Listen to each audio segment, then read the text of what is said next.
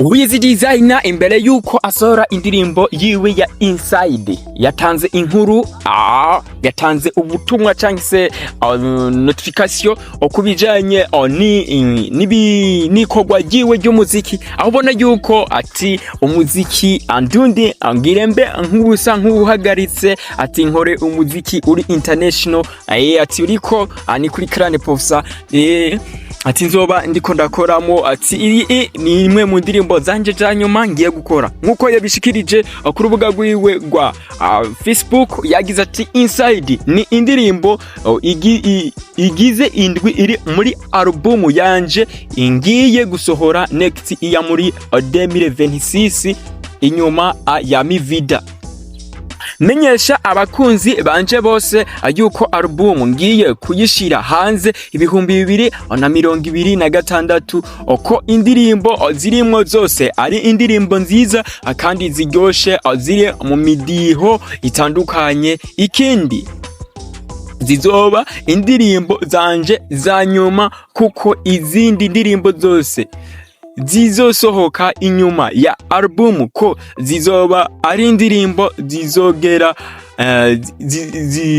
zizogora gato abafana abanje gutahura kidogo bivanye n'isoko nshasha ngomba guhindura.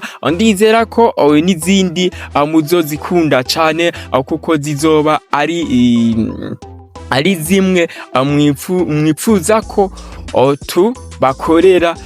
Nivyo mu Burundi ni muhira kandi hazokwama ari muhira kandi ntibisigura yuko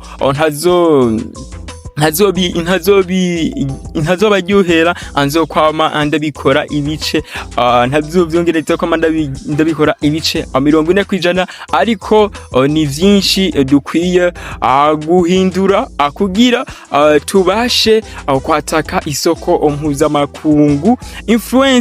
Influence iri international.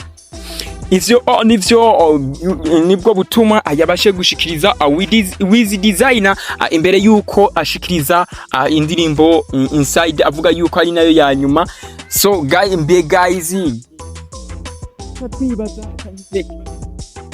abantu benshi ati mbe koko Wiz Designer yoba agiye guhagarika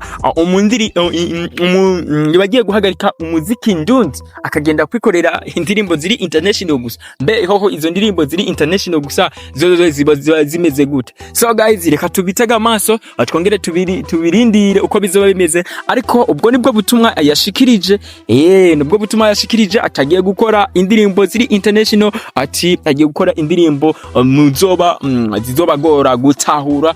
Mbe basha ni indirimbo zizoba zikozwe mu rurimi nyabaki aho zotugora gutahura mbese nibiki aho rero nibibazo byinshi, ariko vuba muzomenya uko bigenda biragenda. So guys bana natwe ani kuri TWENGAKO TV kora subscribe y'umutari kuri subscribe Komejimbi aka Mega Speaker Mr. Ndabivuga mbese nandi menshi.